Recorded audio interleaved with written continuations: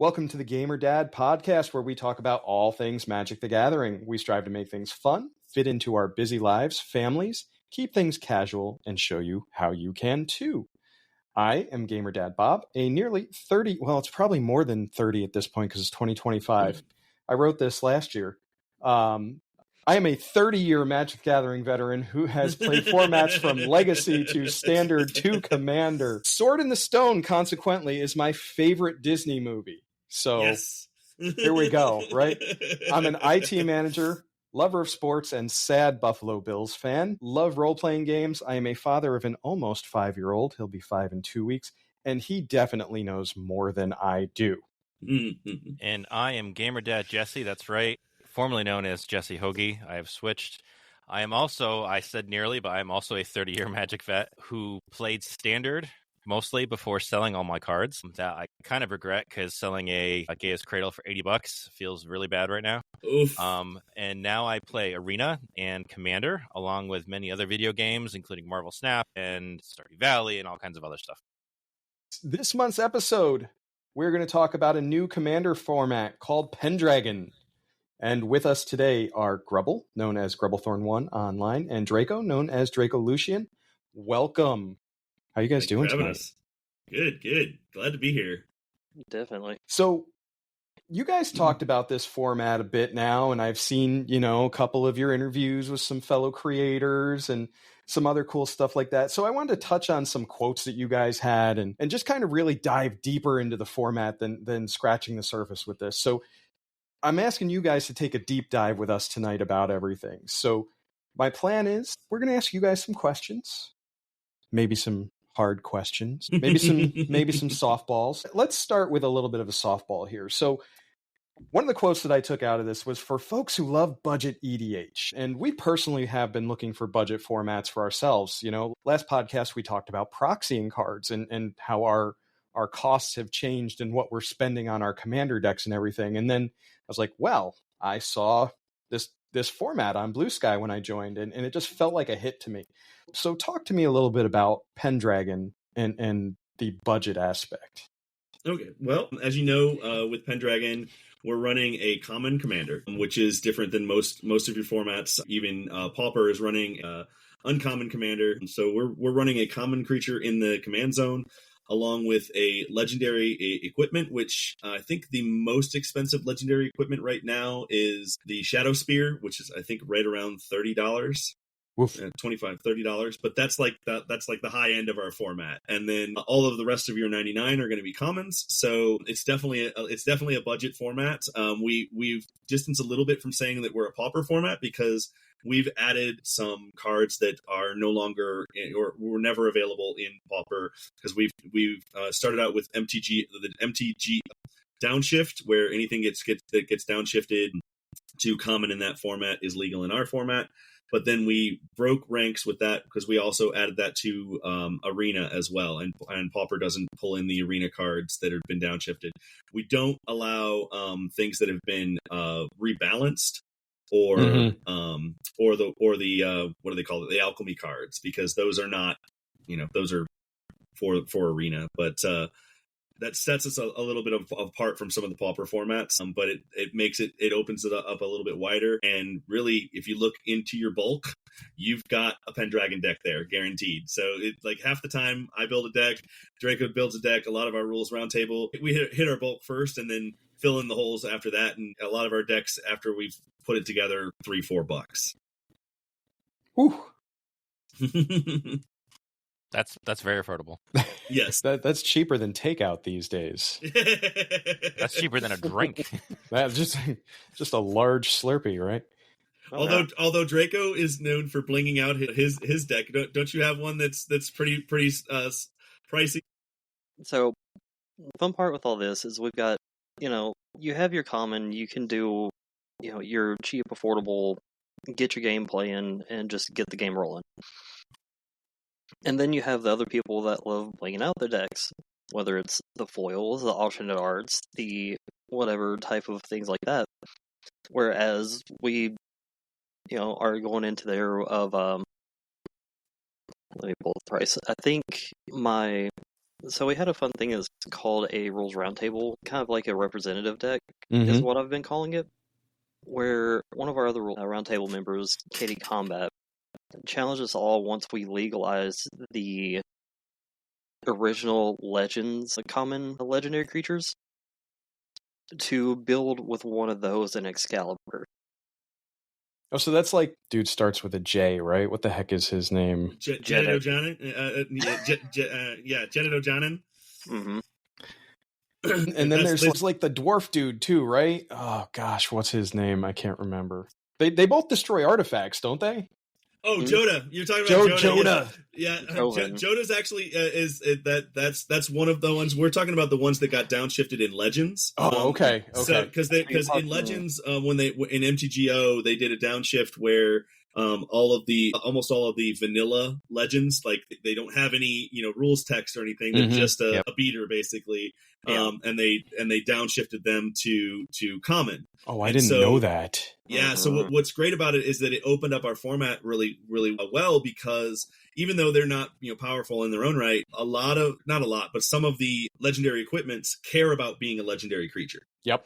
And so it made the format even more viable because then people could build some of those other things without having to like jump through a bunch of hoops to get legendaries.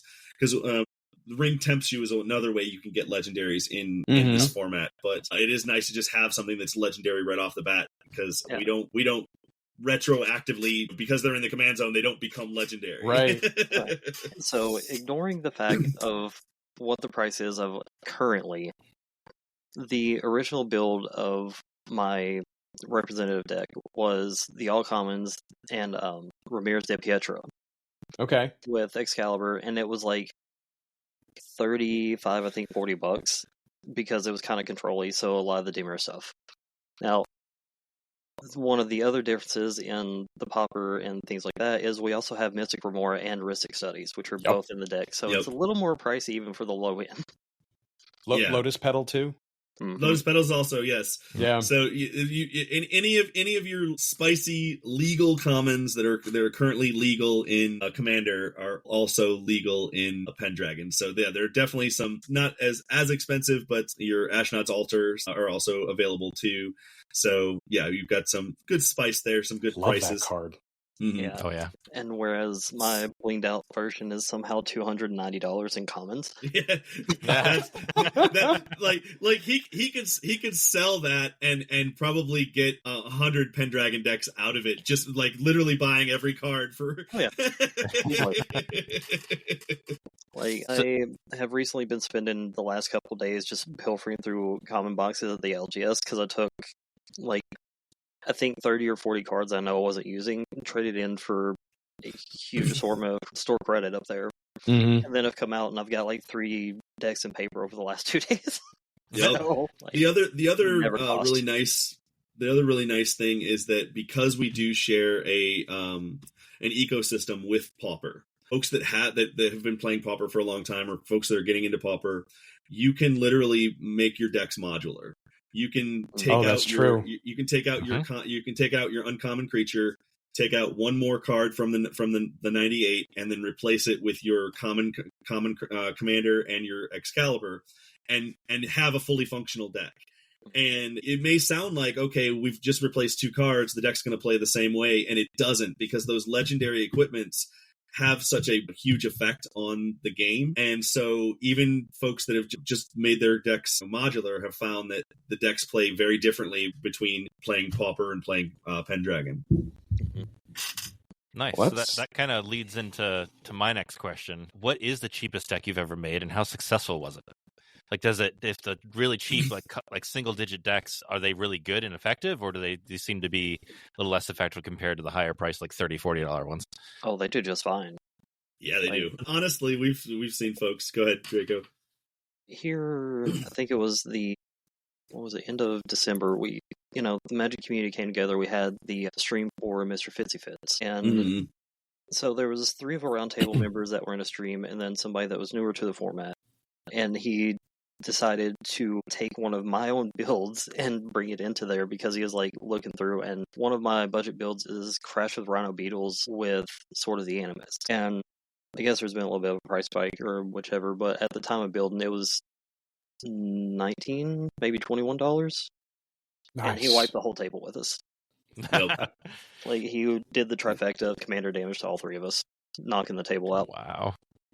So it was great. I've got a build that I did recently, which was Court Street Denizen, which is whenever a white creature enters the battlefield, you tap under your control, you tap a target creature an opponent controls, and then I paired that with my Excalibur, Andoril Flame of the West. So whenever you attack, you get white creatures, two white spirits, and then you've got a lot of instants that will make white permanents as well.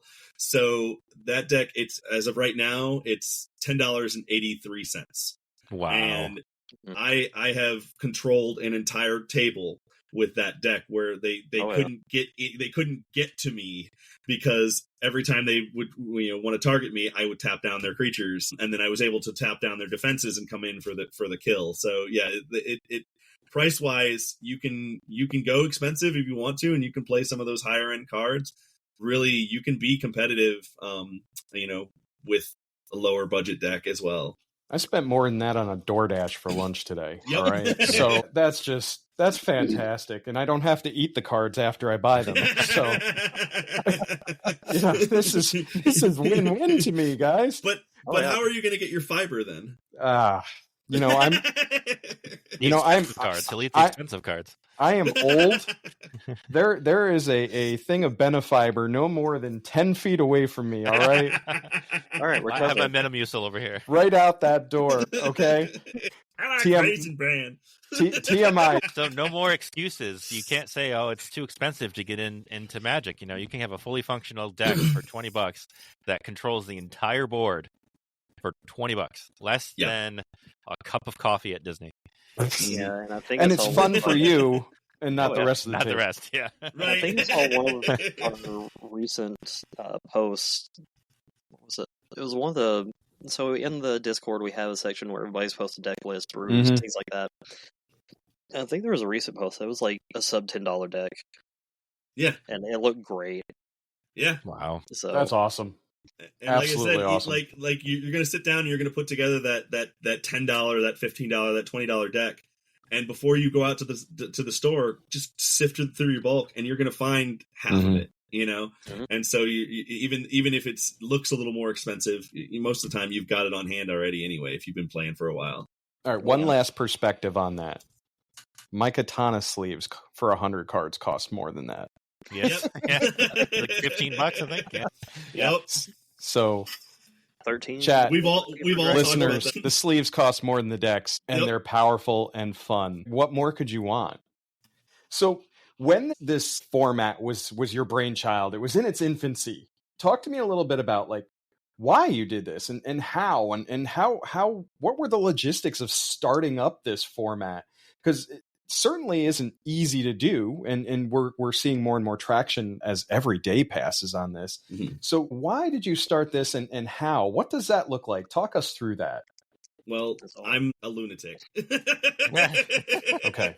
Gotta be a lunatic. That's going to cover a lot of us. Honestly, I fell into the Magic community, what was the Twitter community, now the Blue Sky and all of that, by accident. I got adopted by Beth, Queen of Cardboard. So she brought me on some streams, and I just had an absolute blast with her and all of the folks that surround her. And so I was always looking for a way to like give back, to say, okay, instead of just being a guest, I want to provide people with something. And I adore the background commanders. Mm-hmm. This is where it started. I love being able to play the choose your own commander format, where it's like, all right, I'm going to take this piece and I want this other piece that does this, and I'm going to mash them together, like peanut butter and jelly, and get some, really cool deck that does something that I want it to do, and kind of, shoehorn it into, what works for me. And then of course I love permanence, and so equipment have always been something that I like having on the board. I'm a dirty Boros player at heart, and I want to go to combat, I want to go swinging, and so that was something that was always in the back of my mind. And one of the things that I ran into is the story of Pendragon really comes from Halvar and the Sword of the Realms, which you can see in the background, the art for that. Sword of the Realms was the card that started it all, because I had it in my decks and I loved playing with it, because I love the idea of, you kill something, you get the benefit from it. It bounces it back to hand, and then you can cast it again and get all that, value over and over and over again. And I loved it, but it was one of the 99. And so how often did I sit down and play that particular deck and get that particular card and do all the fun things I wanted to do with that particular equipment? It was rare. And so I was like, well, with the background commanders, you kind of get to pick the stuff that you want to do. I was like, it would be really cool if we had a format where we could, pick, one of these equipments and have it in the command zone. And that was what started it all. And then I was kind of looking at it, and I was afraid that if I just did any equipment, it was going to bust the format, because there are some really, really powerful equipments out there. I mean, just look at the Sword of X and Y's. Yeah. They do ridiculous things. And so I didn't want to, start a format where it was just going to be broken right away. And so I wanted to find a way to add some restriction to it. And so I was like, all right, well, what if we just do the legendary ones? Because it was a legendary equipment that sparked me in the first place. And then I was like, okay, so now we've got the legendary equipment. And then I liked Pauper and everything, but I also realized that there are some extremely powerful uncommon creatures too. And it was like, I think if I go with the uncommons, we're gonna run into that same problem where we're gonna have too much spice in the command zone. So I was like, well, let's go ahead and look at the common creatures. And I found that there's common creatures in just about every style that you want as well. I mean, there's over 5,000 common creatures, which gives you this massive pool to pull from. So you open it back up, you restrict it with the legendary equipments, but then you open everything back up with the common creatures, and you really do end up with a format that it kind of balances itself, but still gives you the option to play the things that you like. And that was my idea. And then I put it out there, and the first time I put it out there, I got crickets. So It was like I put it out, and I'm like, I wasn't even really like saying I was going to start it as a format, but like I'm like, hey, this would be kind of a neat idea for a format. And a couple people were like, oh yeah, kind of neat. And then a bunch of people were like, it would never work. And I'm like, all right. So I just kind of put it aside. And then about a year later, I decided that's when I really fell in with Beth and all of the huge community that I was with. And I'm like, all right, I'm just going to put it out to my community. And I had folks like Katie Combat and Alex from Trivial Encounters jump in, and they just latched onto it. They're like, this sounds like so much fun. Can I build a deck and play it against you? And literally, I just had all these crazy people just jump in and be like, hey, let's go ahead and do this. And it was them. They were the ones that were they pushed me. They're like, yeah, let's test it out. Let's practice it. Let's see if we can figure, do we need 40 life or 30 life? Play test it and all of that. And that's how my rules roundtable formed. It was just like literally the people who embraced Pendragon to begin with became the people that I surrounded myself with. And then we grew, and we had some people, trade out, because rules roundtables do. They have people switch out and everything. Your rules committees, always have some fluctuation. Luckily, all of ours have been completely amicable, people who wanted to see the format thrive but just couldn't put the time into it. So then we started voting on our rules roundtables and bringing people in that were really good people in the community and were willing to step out there and say, hey, we've got this format that we love. We want to bring in people that are kind and happy and enjoy spending time with other folks. And it just kind of blossomed from there. So Draco, which one of the loonies were you in that mention? So one of the places I basically live online is like the Lobby Pristine Discord. Okay. Mm-hmm. I am on their Discord as well. Yes. So I'm in the retrosphere of like, it wasn't Grubble exactly, it was through Katie and Randy and Alex, like he was mentioning. And then I ended up starting to hear the talks about that. I'm like, I'm a Voltron player. This is immediately hitting me. So, and then it went into, okay, I'm going to try this out. I was starting to look at things a little bit, and then I think about the time that I was getting in, they were trying to discuss commander damage rulings. Mm-hmm. And my first deck build was a Champion of the Flame Wand of Orcus build. And I put this together because when I started talking with Katie and Alex more, then got introduced to Grubble a little later on, or into Discord and personal like introductions with him, as more of not being just purely the Magic sphere I was around.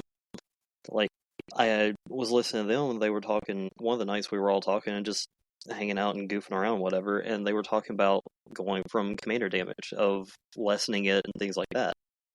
And as the filthy Voltron player on here, I was like, they were talking the 1621, and I was basically weighing in none of my opinion that I should have been.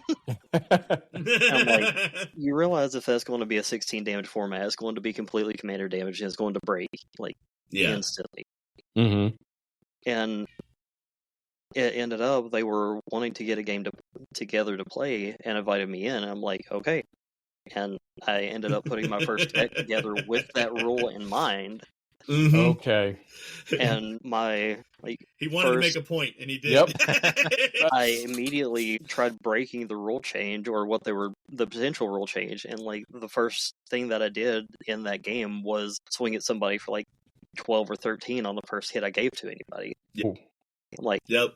And that 12 or 13, I'm like, this is why I think it was going to be easy to break. And then, the rest of the game played out as it did. But, Draco, I do the thing where I build things and then I'm a problem and then I get taken out. That's my playstyle. That's my build style.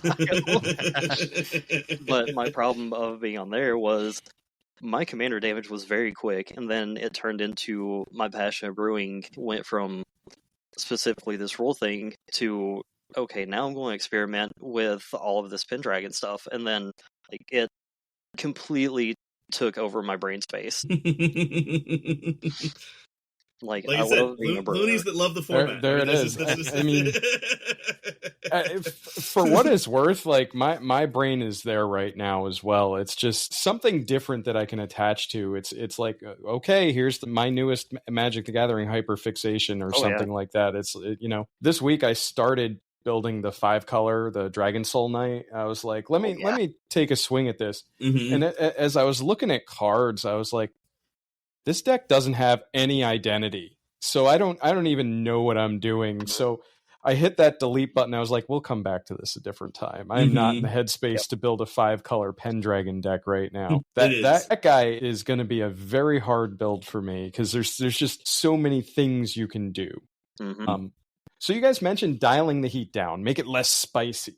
I found that very interesting, right? And we know that commons are traditionally they're commons, right? Mm-hmm. And if we look at the format size as of today, I think legally, Aetherspark is probably legal to use. So we've got 47 legendary equipments. And last I checked, there was over 5,900 common creatures. Yep. 5,960 is what there it is. Pulling up.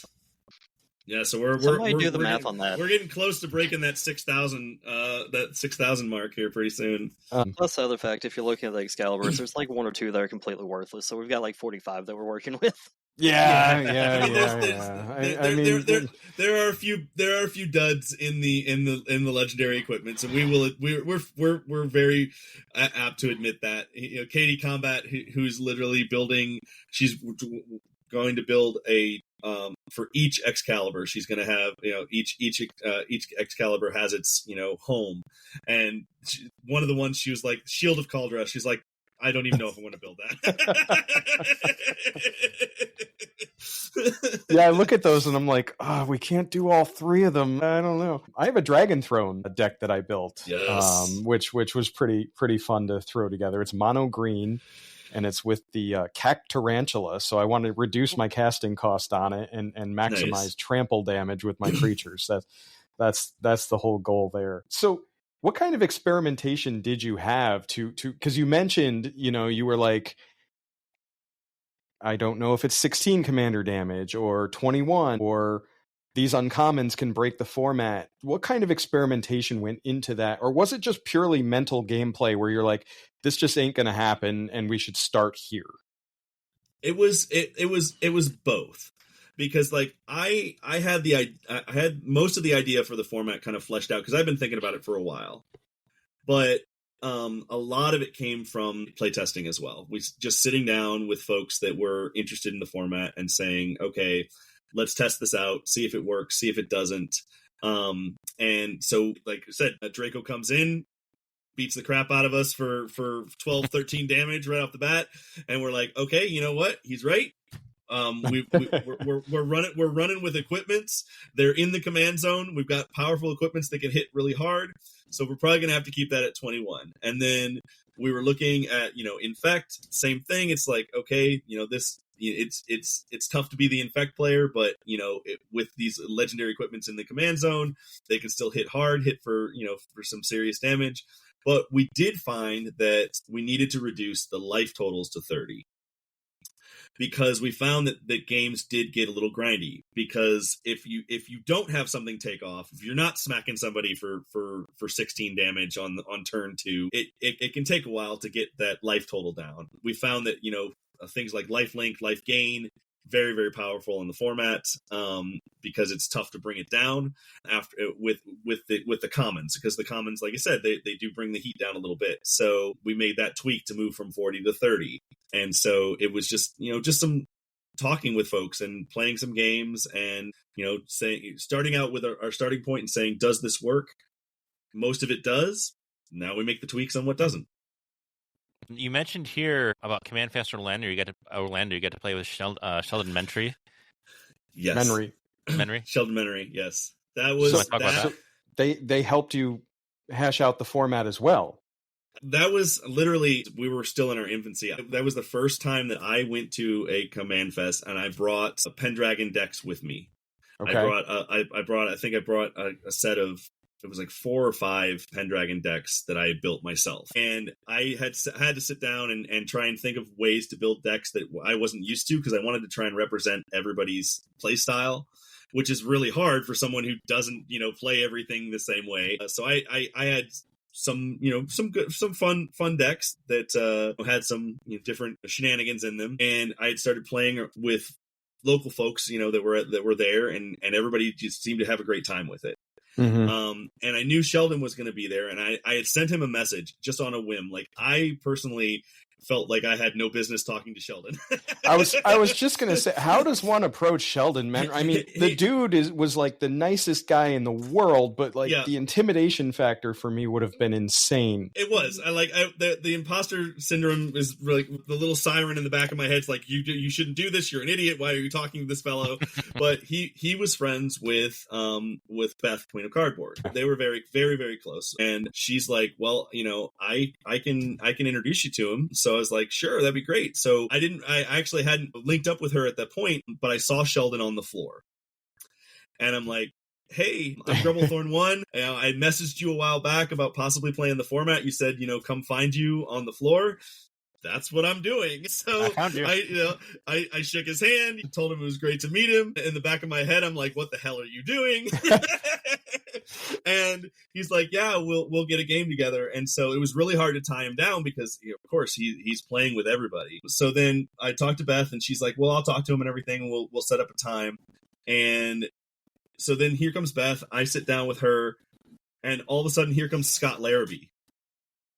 And I'm like, okay, it's Scott Larrabee. So he sits down across the table from us because Beth had invited him. And then Sheldon, he's wandering around talking to people. And so like the time we were supposed to start, it started 15, 20 minutes later because he is such a nice guy. Sure. He's just talking to everybody. He's just, the social butterfly out there having a blast. And so he sits down and we start and basically we picked our decks and I kind of went through my spiel about, what it is and how it started and how the decks are supposed to play. And Sheldon picked his. I believe he was doing the Goblin Electromancer and the jellyfish. It's Reality Chip. Chip. Good choice. Good choice, Sheldon. And then Scott Larrabee was playing my it was a Aristocrats deck. Beth was playing the Gensai Enforcers? Ganassi Enforcers. Helm of the Host. Ganassi Enforcers with Helm of the Host. We got to play in the game, and Beth just stomped the heck out of us. She made a bunch of copies with Helm of the Host of Ganassi Enforcers, which with Ganassi Enforcers you can buff them, but it doesn't say you buff an individual one. It says because it has Myriad built into it. And so then when you make copies of it, you can then go ahead and buff all of the individual copies of it with just a single buff. Oh, that's a big swing. And so she's making all these Ganassi enforcers and just proceeds to pummel us. Mm-hmm. And so then after the game, Scott and Beth and Sheldon are all like, all right, well, let's talk about it. Okay. And so I'm like completely floored, because I'm going to sit here and have a conversation about my format and what they liked and what they didn't like. And they were concerned because, there are a limited amount of legendary equipments out there. But they did like the fact that it was that the common creatures opened things up and kind of tempered the format by bringing it down so that they didn't get broken right away. I believe it was Scott who mentioned at one point he was like, well, maybe we could just open it up to all equipments, and Sheldon was like, I don't like it. Wise man. He's just very to the point. He's like, no. He's like, I don't think that would do it. He's like, I think it would be broken very quickly. He's sure. like, I think this is, I think this is a good idea. He's like, I'm sure that there's going to be some problems with it. I'd love to talk to you and hash it out with you and talk more with you about it. I did contact him a couple of times on Twitter and, had some conversations with him, but it wasn't long before he passed. And so, we lost that wonderful voice in our community, but just to have the pleasure of playing with him and folks like Scott, which by the way, Scott Larrabee is also a delight of a person to talk to. Just getting that feedback was just perfect for me because it just really solidified that I was on the right track. So were you guys at 40 life at that point, or had you already determined it was 30? That was 40. Because okay. When I first started, like I said, it was literally the first time I'd even put real decks together and taken it somewhere. Okay. So you got me, the absolute amateur hour here with four or five decks that I built out of my bulk, and I'm gonna go sit down with the masters of the format and just like I said, lunatics. I love it. Absolutely love it. That's going to help with that imposter syndrome, though, like you talked about, because you get people like that are buying into it. It's like, okay, maybe this is something that I should keep pursuing. I will tell you the absolute best feeling is I went to TCG Con in Tampa, and I met Scott Larrabee there again. He remembered playing against me. I had talked to him online some more, and I was like, hey, I'm going to be there. If you want to stop by, I had a whole Pendragon set up. I had a table, I had flyers and stuff to tell people about the format. So he shows up and I see him and I'm waving him down, and he comes over and he sits down and starts talking to me and he's like, yeah, let's get a game. So he brought Gavin Dugan. Is it Dugan or Duggan? Duggan. Duggan. And so they sat down and opposite of each other, and we brought in one other person, started playing some games. And then he got up and he, went to talk to some other people. But then he kept coming back. Oh, nice. That's what floored me. It's like, like he had all these people he could go and talk to, and he kept coming back. And he would sit down, and we'd have a conversation. And it wasn't always about Pendragon. It was just about anything. The coolest thing is because he's just knowledgeable about everything and wants to talk about anything. And so we got to talking about the format. He played multiple games, and he kept saying, like, the deck that I told you about, it's the white deck, the control deck that I was telling you about. He played that and he loved that deck. Like he kept playing it. He's like, I'm building a deck very similar to this. And he's like, oh, I've got this card in that deck, and I've got this card in that deck. And he was so excited about it. And then he'd play a little longer, and he'd pull out a card, and he's like, oh my God, that's a card that I need in my deck. And so like he's looking at the stuff that I built. This again, a master of the format, going, oh my gosh, I didn't think about this card. And I'm just like, that's the coolest. That is like awesome, top validation right there. It is, right? And it just floored me, and I am forever grateful to him and all of the other folks that have just embraced it and said, hey, this seems really cool. One of the things he did say he liked about it is that it was a challenge to find good commons to go in your 98. And he's like, it's not easy to build these decks because I want really good cards. But he's like, I love the challenge. That was his thing. He's like, I love that puzzle that I have to work out. And that was another really cool insight into, the mind of someone who really does know these types of formats and these types of decks. And he enjoyed the challenge of finding something that's going to work well in that particular brand. I love that. Absolutely love that. So I'm a bad host, first and foremost. I haven't actually had an opportunity to watch a single match of Pendragon yet. Life streaming schedule, my own streaming schedule. We were talking offline before we were live about, we have to choose with our time with this stuff. So how long are your typical games on average? Four players, 30 life. How long do you guys see them usually going? Draco, I'm going to let you take this one for now. Of all the games that I've been playing, it's pretty normal commander length. Okay. Like, the 30 life change is what has really solidified the format going to, like, the hour to 2 hour mark, which is kind of the normal commander games that you run. Mm-hmm. So, like, you run into the board stalls, you run into that. The 40 life point, which I got to play a game or two before the rule change happened of that, was a lot of board stall. And I think the one of the 40 life games I remember playing was like 2.5 hours. Mm-hmm. And then when, like, the 30 life was before I got onto the rules table, or the rules round table with them. And about the time I was getting on, the 30 life had been what they swapped over to. And then the games that I started getting in with that were going typical commander game length. And it felt great. Yeah. If you're used to playing Commander, and we're not talking necessarily CEDH, right, because we are looking at something called Sea Dragon as well. But as of right now, if you're playing your typical casual Commander games that you're used to, the ones that you see most folks playing, that hour and a half, maybe 2 hours, sometimes 45 minutes, it really does seem to fall into that category because it can get very swingy, and so you don't get someone winning right off the bat, but you also don't tend to drag out, because when someone starts winning, everybody else, jumps on them.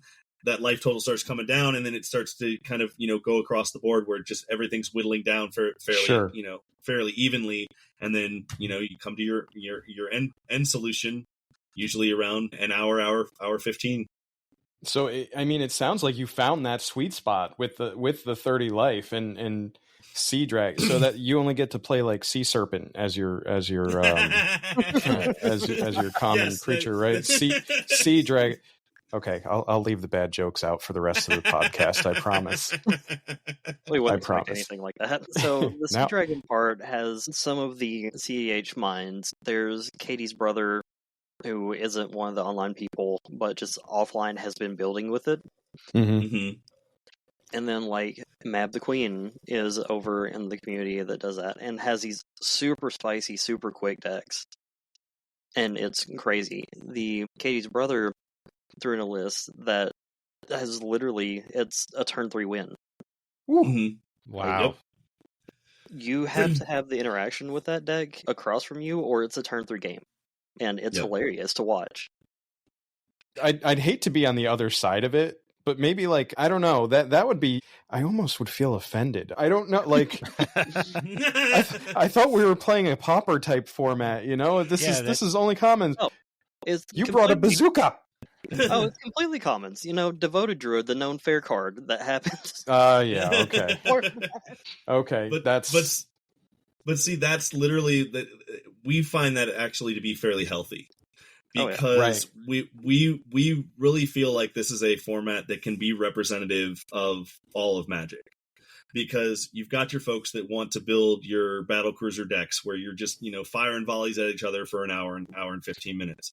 But there are folks, like we said earlier, that want to play that 10-15 minute game and just get as many games in as they can, or they're competitive. They really want to see how far they can tune a deck to where it, like you said, it just becomes a bazooka. And we're asking people to do that because we want to build people at all levels, because just because something's so strong that it can get a turn 3 win doesn't automatically mean that it needs to be banned.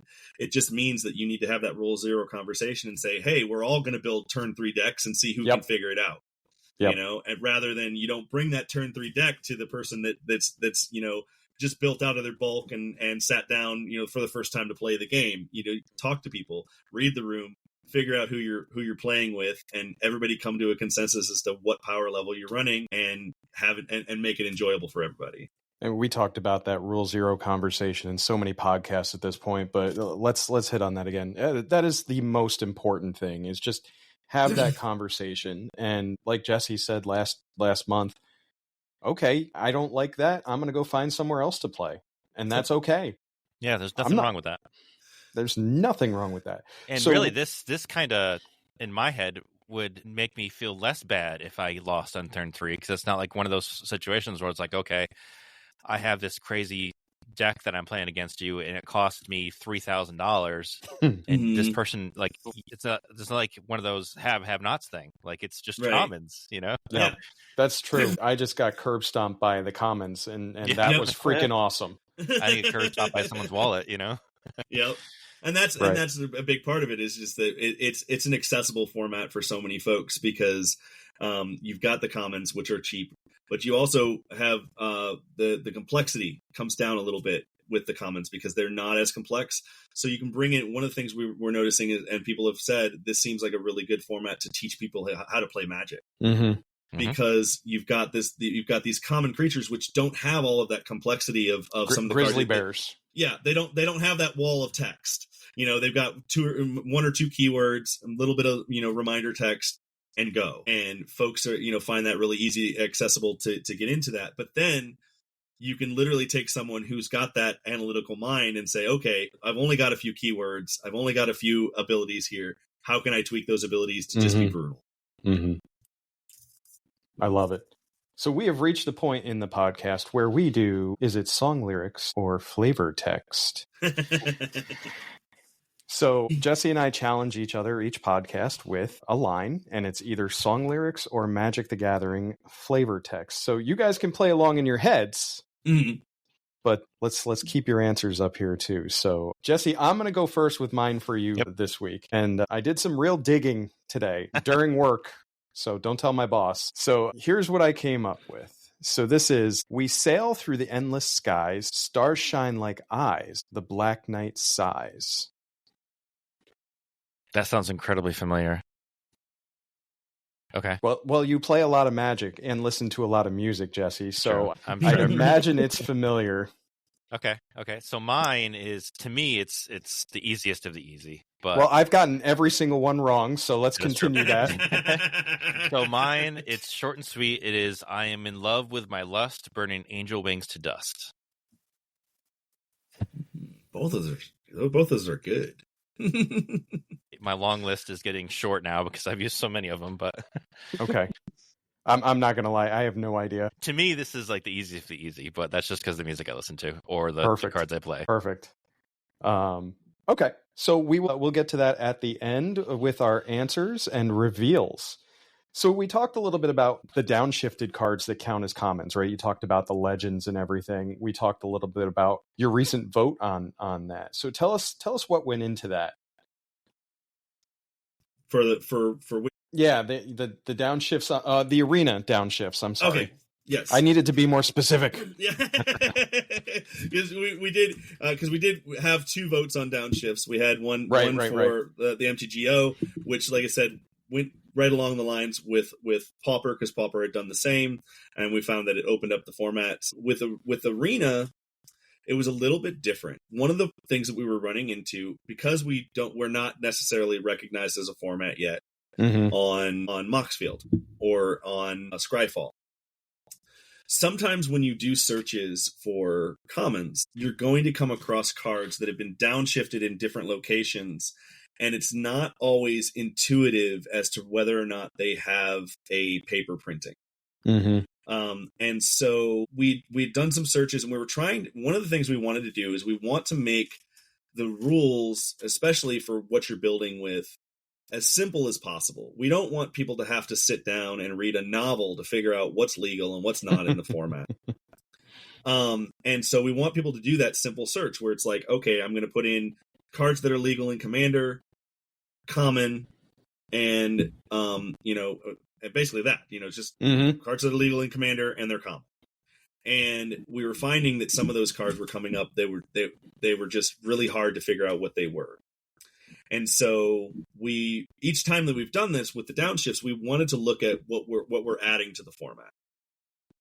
So again, I have people far greater than me at these skills. Draco, Katie Combat, Alex, Onion Bug, like all of my rules roundtable, they all have their skills, and they really flesh everything out. They really round me out because I'm just pretty impulsive. So as you can see, I walk up to the masters of the format and talk to them like I'm like they're normal human beings. But yeah, so we wanted to look at what those cards did that we were bringing in, and we wanted to make sure we weren't bringing something in that was super powerful that just got downgraded because it was easier to downgrade it on an online format where more people had access to it, so it's not that big of a deal. And so the first time I was really against actually downshifting for the MTGO cards because I had not done my research. I was afraid that we're going to go ahead and run into a problem where we're just going to break the format by doing it. And then we're going to have to put in a retraction and say, okay, we've decided now go back on it and everything. But then it kept getting brought up. It kept getting brought up by other people who were looking into the format. And they're like, hey, I really want to play this card, but it's not legal in the format. And then Katie and some of the other crew sat down and really dived into it, and they're like, there's really nothing that's format breaking here. And as a matter of fact, we found that, we found some more removal. We found some cards that, gave people more options. And then we did the same thing with the arena one. We were like, okay, if we're going to do arena, we don't want to make it complicated. So that's why we put in the thing about we're not doing ones that have been rebalanced. Right. We're not doing alchemy because those really don't have any bearing in the paper format. Yep. And so when we did look at the ones that we were going to get out of it, again, we found that it's going to be some really good cards that people enjoy playing, but nothing that's too, crazy that's going to break the format. And we found that once we did that, almost all of our searches now, if you just put in, cards that are legal in Commander and Common, you're getting all the cards that are legal in our format. Continuing the ease of entry, right? Yes. That's a huge theme that we keep hearing over and over again is the ease of entry for this format. And it doesn't get much easier than that. It's really a striving point. Like, one of the things that have happened, and this is what happened to me a lot, is I was building on Moxfield and Scryfall doing under Popper searches.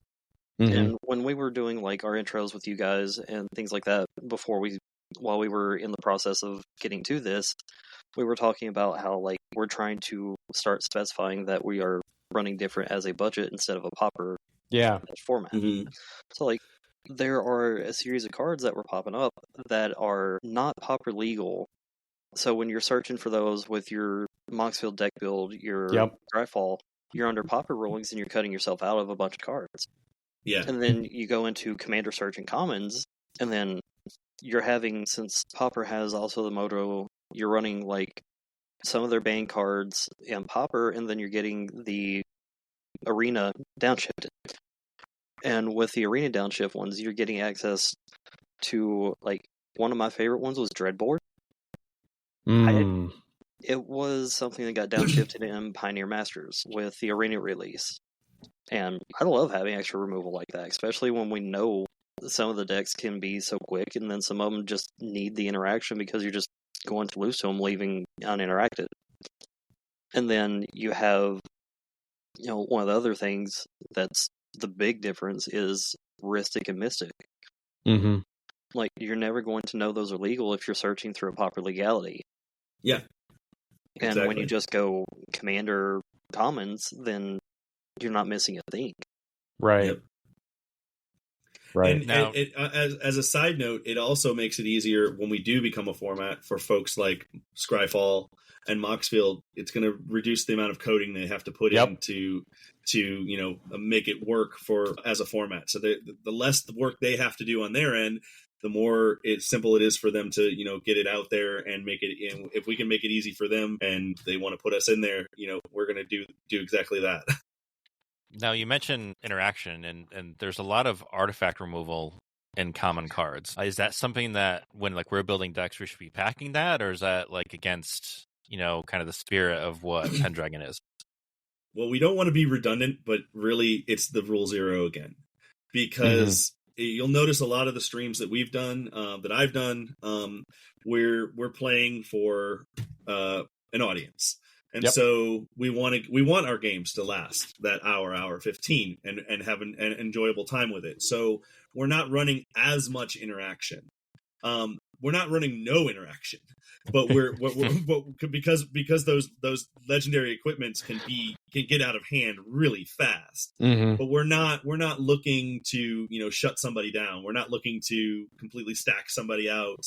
We're not looking to blow up their Excalibur every time it hits the board, because then people aren't going to get to see what that deck does. Yep. But as you start moving up in tier, as you start sitting down with your pod and you're like, hey, we want some faster games, or we want to have some more powerful games, then yeah, you're going to have to up that interaction, because things can get out of hand really quick, and if you don't have the interaction to deal with it, you're going to get run over.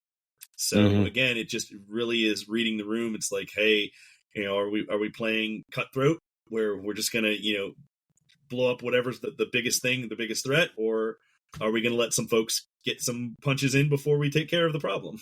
Okay, cool. Is it the same rules as Commander? So like, I do blow up your Excalibur. Does it cost two more to come out when you play it again? Mm-hmm. Yeah.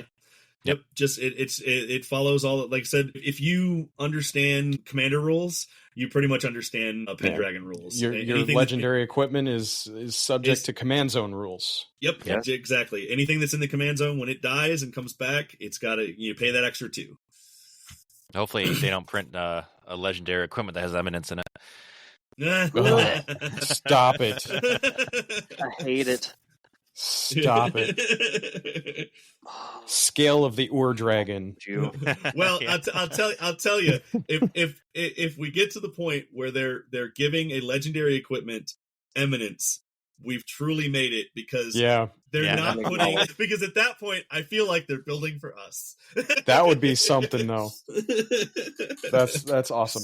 So we talk a lot about in our podcast our spirit of deck building as well as we go through things, and I think I mentioned to you offline also that we also build our decks for entertainment purposes, right? So we're not heavy interaction. We tend to avoid just good stuff decks, good stuff cards for that reason, right? You look at the best example that comes to my mind is a Kenrith deck.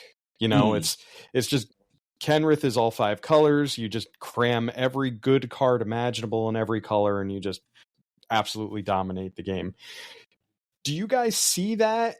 And if so, what are some of those good stuff cards that you guys see out there? Right? Is it just like, okay, well, rampant growth, that's going to be in every green deck, or a null is in every blue deck because it's a catch-all for artifacts and stuff?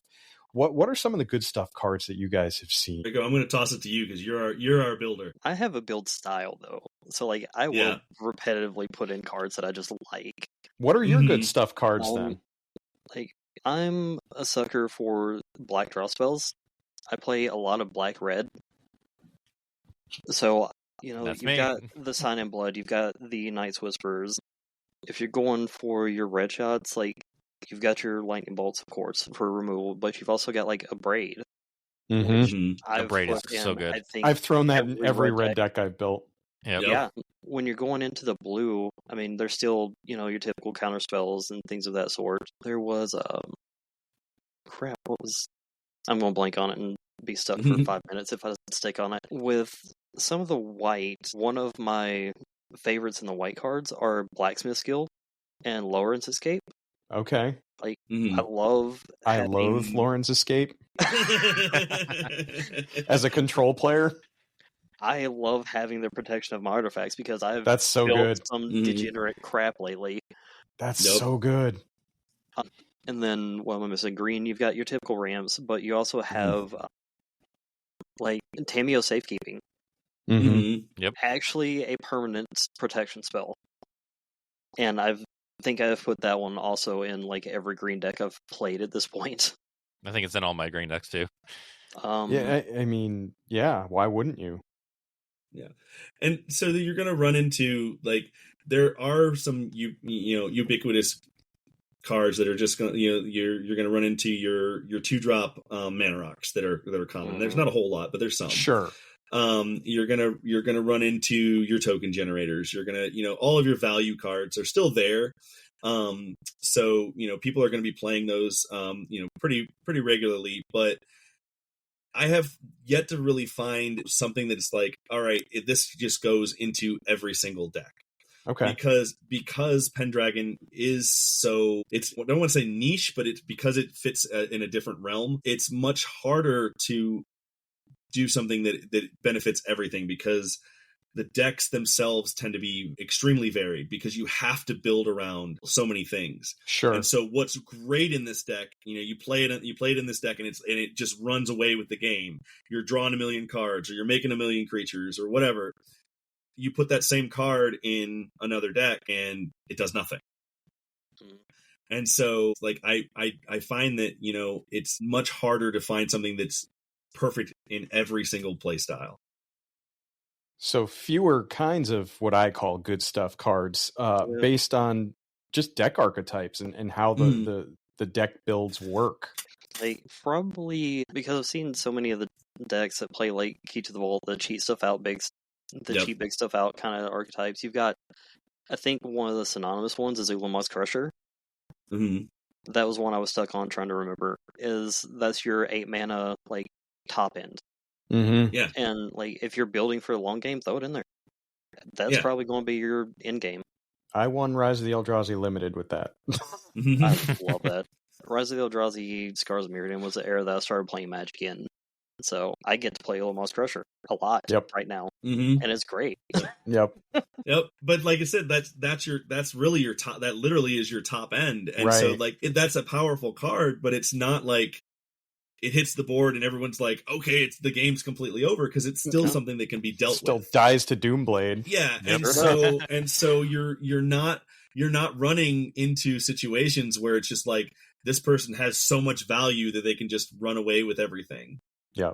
Okay. So I've looked at a lot of the deck builds in your Discord. There's so many archetypes. Are there any that you've seen that just aren't viable right now? Yeah. Because I'm a brewer of like, I don't know, Jesse. I mean, I typically lean defensive, control-y, but I like to build and throw every archetype imaginable out there and try and showcase it. Are there any archetypes that you have stumbled upon that you're like, this just ain't happening? There's 2 cards that do this, and they're 2 of my 98. I'm never going to be able to do the thing.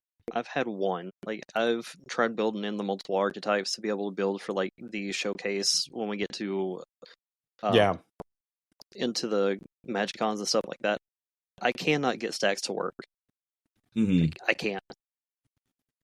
Yeah, I can't think of any taxation kinds of cards in common to begin with. I have tried multiple things of different combinations of Oracle text, things like that. I live on Skyfall, so I have looked every different direction I can. I can find 2 cards that work as a stacks piece in common. Like, I can't get there. Right. If you're running, if you're looking to run stacks at this point, you're going to be leaning more towards control rather. Yeah, tap down effects, because you don't have some of that same power where you're able to stop somebody from attacking with everything, or taxing them for doing just about anything on the board. Because those stacks cards really tend to run uncommon or higher, and usually even higher. Yeah, okay. And Storm? That's just for one. Storm is easy. Yeah. Nice. Nice. Love it. Hobbs actually ran a table down in a stream a couple of weeks ago with a Goblin Electromancer and a Glamdring build, and he just stormed off and Voltron damaged on the ones that he couldn't. So, oh, that's awesome. Great. I must find this deck list. I believe, has Hobbs put it in the has he put it in the Discord yet? No, but I have it in DMs. Love it. Absolutely. Love it. Okay, so that's really encouraging, though. I mean, a format that is so wide open to almost every single archetype in Magic, right? You want counters, you got counters. You want Storm, you got Storm. You want big Ulamog Crusher. There's plenty of common Eldrazi, You can get there. There's plenty of graveyard effects, reanimate effects, aristocrats types effects, your card draws, your counter magic, your control. It's all there. It's just so cool. And the common space is just something that I don't live in as much. So like, I'm going, holy crap, this card exists. I have never seen this in my entire life, as I'm going through these and trying to put stuff together. So that's just another cool thing about Pendragon is you're looking at these commons and you're putting together these generally underpowered cards and you're making them work, and you guys are making them powerful. You can storm off. Now, I know you've asked people to break Pendragon, and Draco has done that many, many times. What has jumped onto your radar as the most broken thing so far that you found? Well, probably what we were talking about, the Sea Dragon deck where we've got the turn 3 win with Devoted Druid. I mean, Devoted Druid is going to do Devoted Druid things. So, and then we've got the the lizard. It's the one that makes Eldrazi spawns. A rapacious one? No, it's the one that Basking Root, not Rootwalla. Broodscale. Broodscale, yeah, the Basking Broodscale is also one that we found that can go infinite fairly easily, because if you pair it with the Tarian Soul Cleaver, basically you put a counter onto the creature. It creates a Eldrazi spawn. Eldrazi spawn. Oh, you can sack it and you sack it, which puts a counter back on, and so you can continue that loop and have infinite ETBs, infinite and so if you've got things like if you find a way to get into it with some of your pingers, you can end up running the board with that as well. So that's a trip. Yeah, but nothing ban worthy, it sounds like, right? Because just any interaction disrupts that. Oh yeah. Like, you've got the fact that the interaction disrupts it, and then even if you have the infinite colorless mana, when you have that, like, this is your command zone pieces if you want them in the command zone. What do you do with the infinite colorless mana? Right. There hasn't been. And there are things. There are some outlets, but they're not. Number one, it's easy to read that. It's like, okay, that's going to be their outlet for that piece. So it's going to, that's clearly going to get targeted. But yeah, like you said, it's like, what are you going to do with it if you don't have all of those big pieces that you can throw at it? Plus, a lot of the combo pieces are literally your Excalibur. And people are going to be running, like we said, artifact removal. So unless it's late game, which at that point, okay, win the game anyway. A game's got to end. Unless it's late game, there's probably a good chance that someone's going to be able to disrupt it before you've killed the table. I like that too. I mean, bans, nobody likes bans. Although in this case, the bans, so you ban Shadow Spear, that might be the one that you get the most gripes about, but all these people are already playing Commander. It's not like they're going to tear the card up and start crying or something. Now, right. By the way, everybody listening, this is hypotheticals. Shadow Spear is not getting banned in Pendragon. No, this is not. That was the first card that popped into my mind. This is not real, but people are going to put that in their regular Commander decks. I run it in a lot of mine where it makes sense. And I think that's another interesting thing, right? You want to run cards that make sense in your Pendragon decks because of the way the format is. Speaking of decks, so we are going to be playing our first Pendragon game in 2 weeks with our very own Draco Lucian here. Yes. He has volunteered to jump in and be our fourth. Matt from our pod built the I Sent Maleva by Flavor Pro Matt. Yep. Jesse built the You Are My Message Mordred by Cardboard Combat. And I built my own deck. Like, oh yeah, how cooked am I, chat? Am I going to get my butt kicked? I think we're all going to get our butt kicked by Draco. No, it would be the Mordred list. Oh, really? Yeah, of course. Oh, that's the type I like the aristocrats, like that type of style deck. So when I saw that, I'm like, oh, there's no question. I'm building that first. Right? I built a Grixis deck with the Artificer's Assistant and an artifact sub theme. So I want to scry the top card of my library, so I almost always know what my top card is going to be. Yes. With the Drachnian, the sword, so I can start exiling stuff if I need to, and then my goal is to swing with the little bird and a big sword in the air and try and get there with combat dam. And meanwhile, with Grixis type control and artifacts in there. So that's what I built. So we'll see how cooked I am come 2 weeks when we play. I don't want to volunteer what I'm doing. I just want chat to say what Excalibur to bring, and then I want to bring that. Oh, nice. Very nice. Shield of Caldra. That. I hate you. Challenge accepted, right?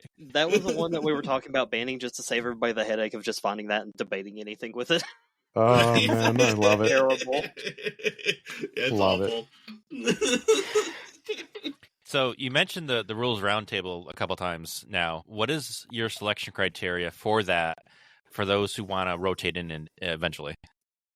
Well, our biggest thing, you'll note that our motto is "Love is our Excalibur," and the people and the community that we've built are incredible. They're open, they are friendly, they are receptive to other people. They, they look like everyone. We've got a community that's representative of the world we live in. Right. And we all respect one another, and we all want everyone to succeed. And so the biggest thing is that we've got people on our rules roundtable that truly care about other people in the community. And they care about the format. They love the format. They want the format to be fun, but they also want to bring in people who are going to make the format fun, that are going to make people feel comfortable and welcome within the format. And so as we've gone through, like I said, the first people who ended up on my format, on my rules roundtable, were just the people who championed the format. Mm-hmm. And then as we've grown and we've gotten more and more people coming to us, we keep our eyes out for the people who are helping one another, who are going out of their way to champion the format, that are going out of their way to make people feel welcome within the format. People who are creative, that come to the realm with ideas and stuff, things like that. It's really based a lot on vibes, because people who come into the format who are just really great people are the people that we want, on our rules roundtable. And so when we do our votes, we all have the option to put someone up for a vote. So when someone leaves. Oh, you guys have a nomination process? Yeah. So basically, when someone leaves, they usually let us know ahead of time, hey, I'm thinking about, stepping away. And so at that point, we're like, okay, well, let's go ahead and see who we've talked to, who we've interacted with, who has been really, really, really positive, that has been really, beneficial to our community. And then we all get a chance to put up a person. A lot of times we have between 3 or 4 people most votes to choose from. And then the rules roundtable, then all that are remaining all vote. If we have a tie, then we strip off the ones that didn't get voted and we do another round. But if we continue to have a tie, then a lot of times, because we have an odd number on our rules roundtable for a reason. And so if someone's leaving and we have a tie with the folks that are remaining, a lot of times we'll talk to the person who's leaving and say, hey, why don't you cast a vote as well to for your successor? Because, these are the folks that we think would be really great. Why don't you go ahead and cast the final vote, and then we can go ahead and make that change out. Can we take that mentality and copy it and paste it to the rest of the world? Oh, God, if only. It's a better place. Just nailed it. Copy paste world. We solved it. If only. The good news is you guys, as a lurker in the Pendragon Discord, you have a lot of enthusiasm and a lot of good voices and a lot of advocates for your format. And I don't think you will ever have a shortage of candidates for your rules roundtable. Just based on my own observations in your Discord. So that is a really good problem to have, and it's a good community in there, and they look after each other. And that's really the biggest compliment we can get, is that when people come to our community and say, hey, you've got really great people here. Really great people don't just go to a place. They're drawn to a place where they feel that they can make a difference and that they can be respected and that they can help other people be respected.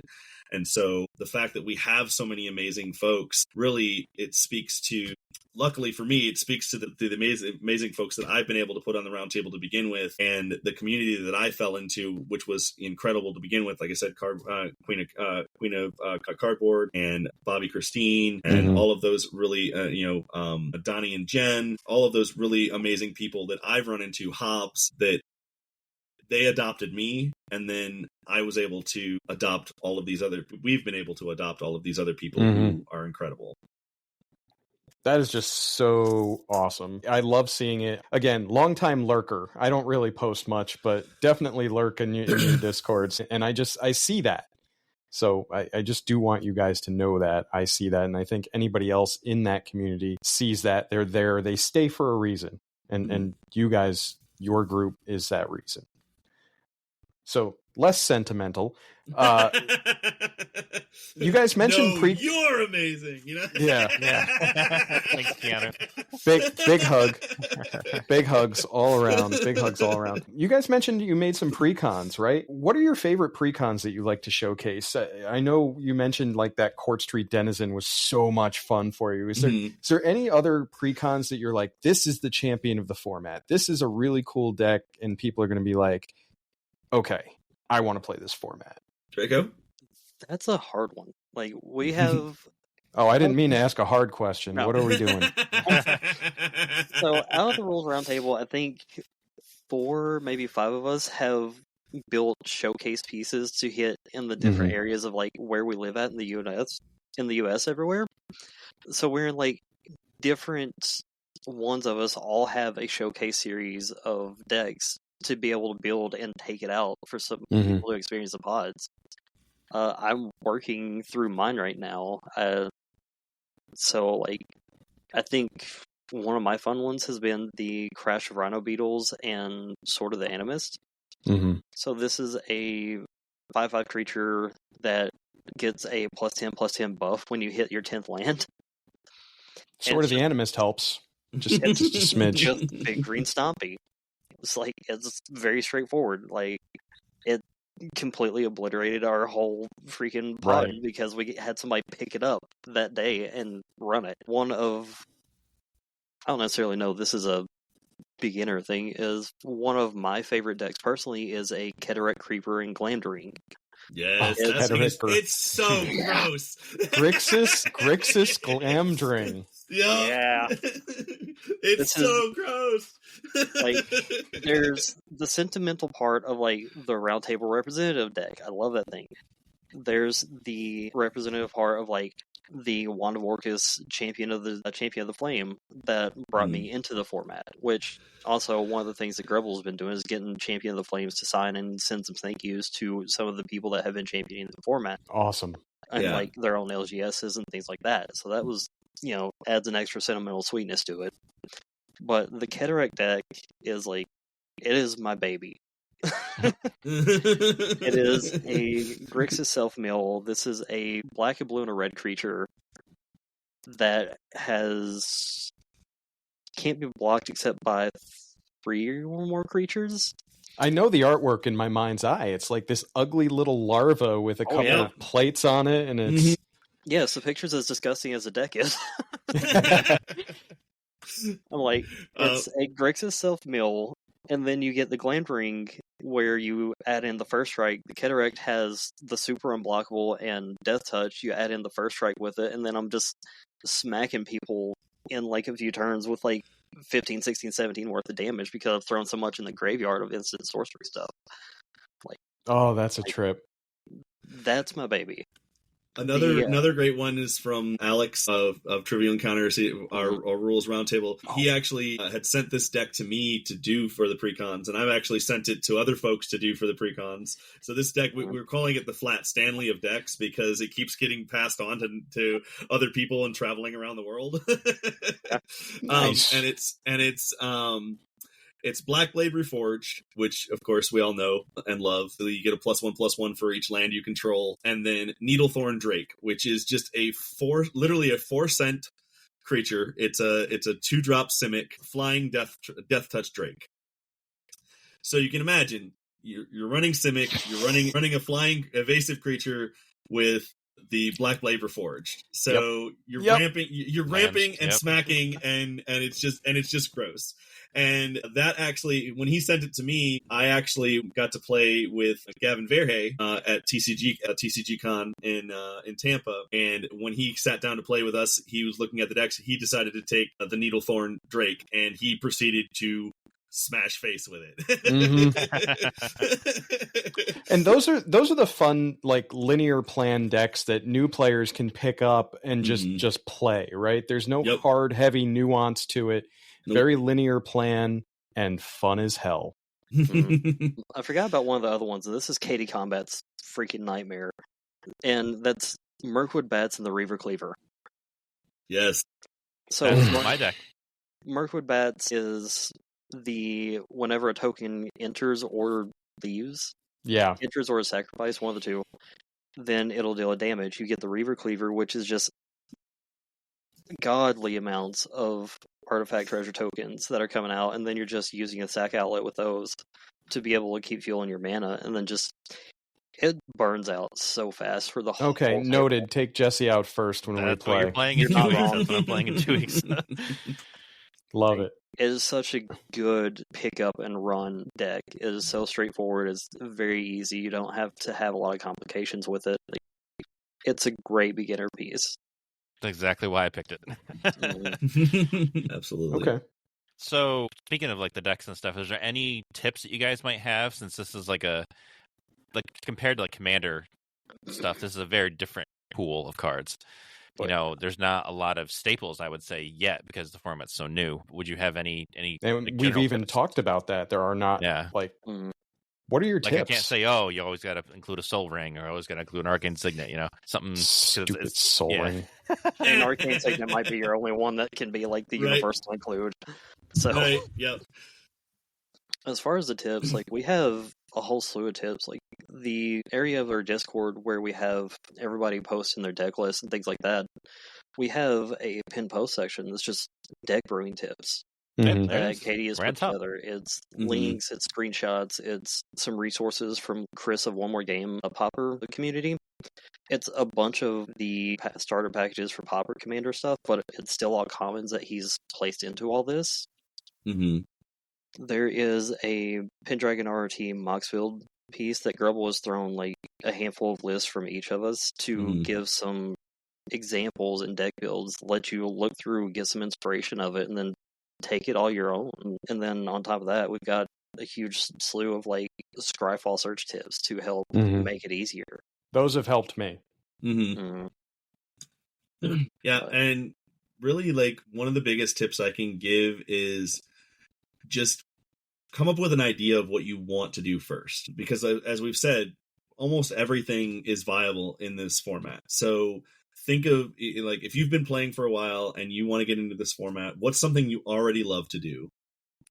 And then look at what your options are, because you're going to find them. You find your Excalibur that does, part of what you want it to do.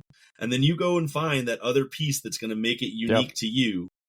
With those almost 6,000, commons, you're going to find something that's going to fit that niche, that's going to do what your deck wants to do. And then from there, really, it's just looking for the pieces that go along with it. And, talk to us. We've got a very active Discord where people are talking about it, coming up with ideas. Draco's in there constantly. I'm in there, giving ideas from time to time. Katie's in there. We've got the whole crew in there, helping people out. We're a small group, so we're pretty easy to pin down. You throw something in there and, give us 12 to 24 hours, and you'll have some responses to any questions that you've got. And just, like I said, just play what you like and try things. One of the fun parts about the format is that it literally is a challenge. So it's like, find ways to work around what you can't do normally. So like in Commander, you can do literally anything. Well, in Pendragon, you can do just about anything, but you have to work at it. So it's finding those workarounds, or just leaning right into those weaknesses and saying, okay, I'm going to be weak here, so I'm going to be strong here. Sure. Sure. One of your own quotes from your Grim Tutors interview is it struck me as really cool, and it's it's 5 words, but give your bulk a chance. Yes. Give your bulk a chance. Don't let it sit end up on the end of a driveway in the gutter. Mm-hmm. No, don't put it in the gutter. Send it to somebody. I just found that really cool because this is the format for that, right? Mm-hmm. Go digging through your commons. I've got a bunch sitting behind me here. Almost every deck that I have built has been exactly that. It has been, I sat down and I looked at what I had in my collection already, and I put together a deck list, and 90% of it's already in my bulk, and then I go to the store and I spend $2 and fill out the rest of the deck. And that is how it's done. Yep. Love it. Absolutely love it. So do you want to do the song lyrics or flavor text answers? We should. So what was yours again? I'm not going to say it. You had to memorize. No, I'm just kidding. We sail through endless skies. Stars shine like eyes. The black night sighs. It feels like a blue Kraken card. Ooh. Or pirate card. But I'm going to say a card. It is not. It is not. It's actually one of my favorite Black Sabbath songs. This is Planet Caravan. Oh, just imagine Ozzy singing it. Yep. Yep. So mine was I'm in love with my lust, burning angel wings to dust. Well, that sounds like a Darkness song to me. There's a band I haven't heard. So in a that while. is a song. It is I Wish I Had an Angel by Nightwish. Oh, nice. I do know that song. I listen to Nightwish. Nightwish is so I good. figured you might get it just because I knew you listened to Nightwish, but so one good. of my favorite Nightwish songs. So good. I love it. So we both did song lyrics this week. Yep.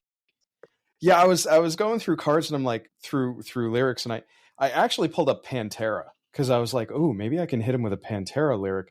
And I was on their Far Beyond Driven album, and Planet Caravan, the cover that they do of it was at the end, and I'm like, oh no, we're just doing Sabbath. You're getting Planet Caravan.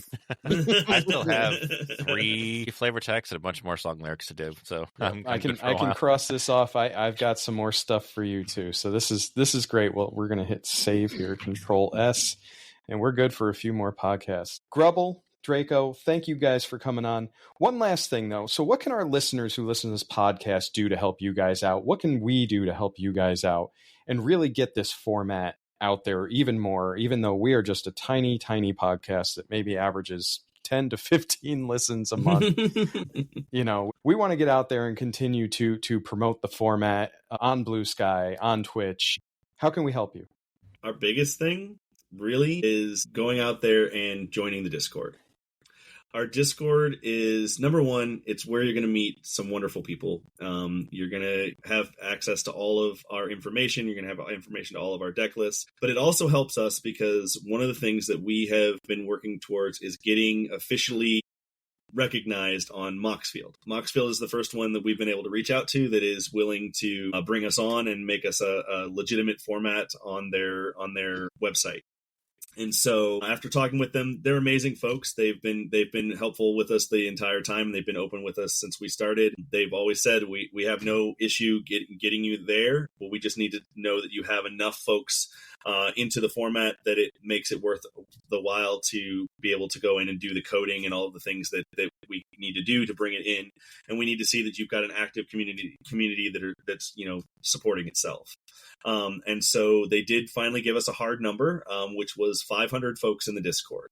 As of right now, we are over 260, I think.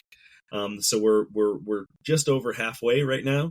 And we've got a few folks trickling in every day, every couple of days. So we're watching that number tick up. We'd love to see that number tick up a lot faster, but yep. The big thing is, like I said, just join us in the Discord because that will get our numbers up.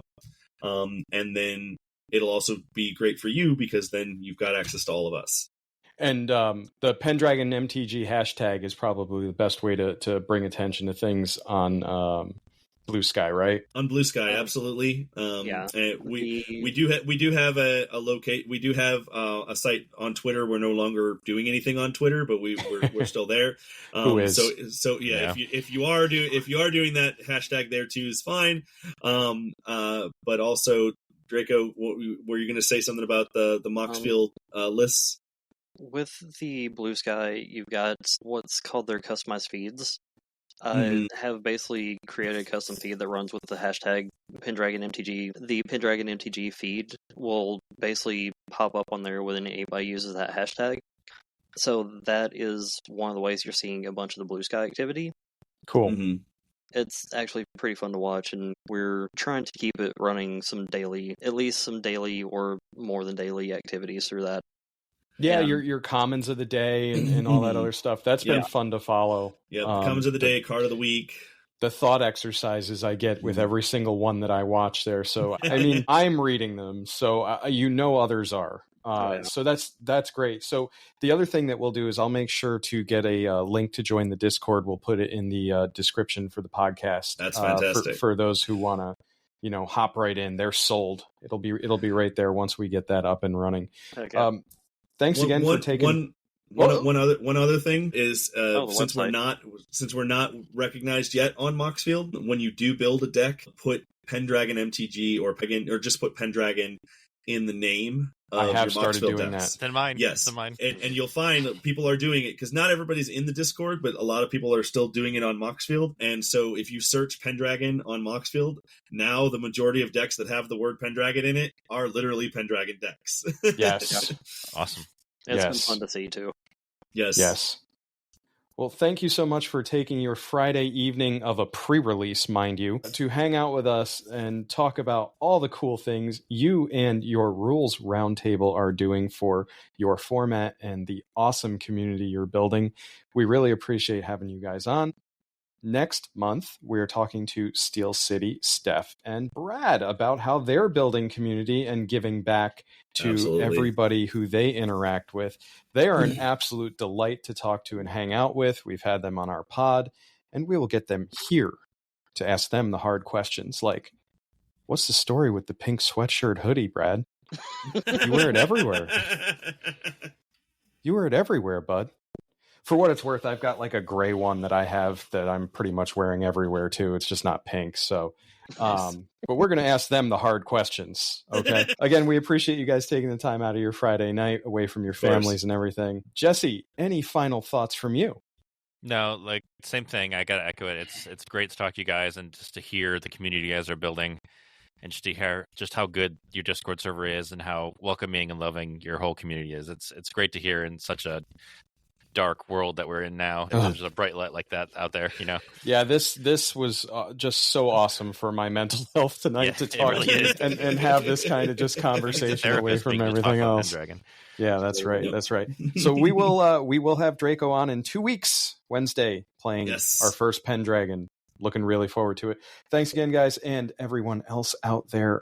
Be awesome.